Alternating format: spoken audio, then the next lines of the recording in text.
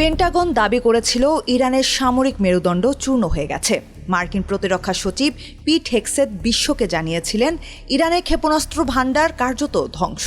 কিন্তু new York টাইমসের এক প্রতিবেদনে সাম্প্রতিক মার্কিন গোয়েন্দা রিপোর্ট ওয়াশিংটনের সেই দাবিকে সের্ফ আশারের গল্প বানিয়ে ছেড়েছে। ধ্বংসস্তূপের নিচে থেকে ইরান এখন বের করে আনছে তাদের গোপন মরণাস্ত্র।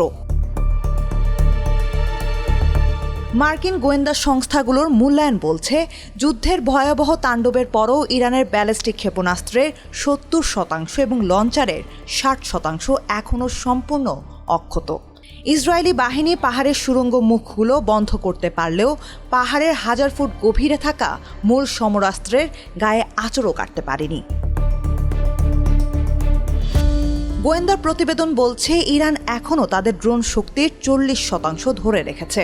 যুদ্ধের বিরতিকে কাজে লাগিয়ে মাটির নিচ থেকে আরও ১০০টি লঞ্চার উদ্ধার করেছে তেহরান। পেন্টাগনের গোয়েন্দারাই এখন কপালে হাত দিয়ে ভাবছেন, মাঝারি পাল্লার যে ২৫০০ মিসাইল নিয়ে যুদ্ধ শুরু হয়েছিল তার মধ্যে ১০০০টিরও বেশি এখন সরাসরি মার্কিন জাহাজ বা ইসরায়েলের বুকে আঘাত হানতে প্রস্তুত।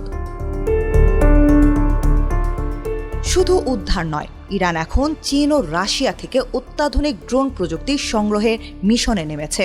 হরমুজ প্রণালী বন্ধ করার ক্ষমতা তাদের এখনও অটুট। পেন্টাগনের দম্ভ চূর্ণ করে ইরান প্রমাণ করছে তাদের অসম যুদ্ধের কৌশল কেবল শুরু হয়েছে।